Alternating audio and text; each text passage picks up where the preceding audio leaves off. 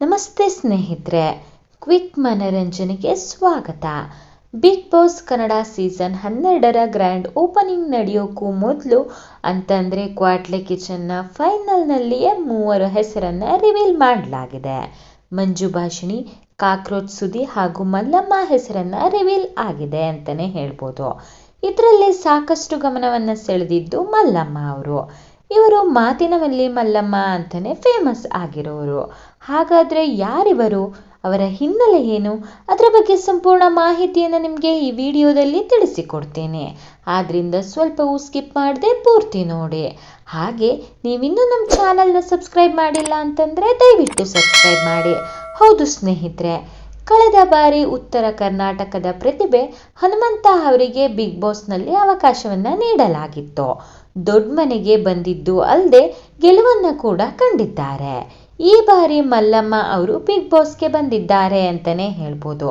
ಮಲ್ಲಮ್ಮ ಅವರು ಉತ್ತರ ಕರ್ನಾಟಕದ ಪ್ರತಿಭೆ.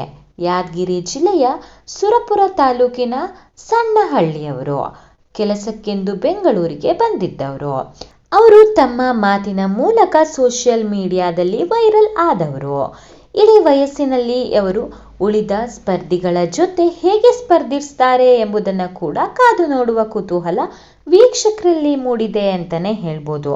ಮಲ್ಲಮ್ಮ ಅವರು ತಮ್ಮದೇ ಆದಂತಹ ಇನ್ಸ್ಟಾಗ್ರಾಮ್ ಹಾಗೂ ಯೂಟ್ಯೂಬ್ ಚಾನೆಲ್ನ ಕೂಡ ಹೊಂದಿದ್ದಾರೆ. ಇವರಿಗೆ ಇನ್ಸ್ಟಾಗ್ರಾಮ್ನಲ್ಲಿ 1.69ಕ್ಕೂ ಹೆಚ್ಚು ಲಕ್ಷ ಜನ ಫಾಲೋವರ್ಸ್ ಇದ್ದಾರೆ. ಹಾಗೆ ಇವರ ಯೂಟ್ಯೂಬ್ ಚಾನೆಲ್ಗೆ 16,000 ಹಿಂಬಾಲಕರು ಅಂತಂದರೆ ಸಬ್ಸ್ಕ್ರೈಬರ್ಸ್ ಇದ್ದಾರೆ ಅಂತಲೇ ಹೇಳ್ಬೋದು. ಮಲ್ಲಮ್ಮ ಟಾಕ್ಸ್ ಅನ್ನೋದು ಇವರ ಯೂಟ್ಯೂಬ್ ಚಾನೆಲ್ನ ಹೆಸರು ಅಂತಲೇ ಹೇಳ್ಬೋದು. ಮಲ್ಲಮ್ಮ ಅವರು ಈಗಿನ ಕಾಲದ ಹುಡುಗ ಹುಡುಗಿಯರಂತೆ ಸೋಷಿಯಲ್ ಮೀಡಿಯಾದಲ್ಲಿ ಆಕ್ಟಿವ್ ಆಗಿದ್ದಾರೆ. ಆದರೆ ದೊಡ್ಡ ಮನೆಯಲ್ಲಿ ಅವರು ಉಳಿದ ಸ್ಪರ್ಧಿಗಳ ಜೊತೆ ಯಾವ ರೀತಿ ಹೊಂದ್ಕೊಳ್ತಾರೆ ಅಂತ ಕಾದು ನೋಡಬೇಕಿದೆ. ಬಿಗ್ ಬಾಸ್ನಲ್ಲಿ ಮಾತೇ ಬಂಡವಾಳ. ತಮ್ಮ ಮಾತಿನ ಚಾಕಚಕ್ಯತೆಯನ್ನು ಇವರು ಬಿಗ್ ಬಾಸ್ನಲ್ಲಿ ಹೇಗೆ ಬಳಕೆ ಮಾಡಿಕೊಳ್ತಾರೆ ಎಂಬುದನ್ನು ಕಾದು ನೋಡಬೇಕಿದೆ ಅಂತಲೇ ಹೇಳ್ಬೋದು. ನೀವು ಕೂಡ ಈ ಬಾರಿಯ ಬಿಗ್ ಬಾಸ್ಗಾಗಿ ಎಷ್ಟು ಕಾತರದಿಂದ ಕಾಯ್ತಾ ಇದ್ದೀರಾ ಎಂಬುದನ್ನು ಕಮೆಂಟ್ ಮೂಲಕ ತಿಳಿಸೋದನ್ನು ಮರಿಬೇಡಿ.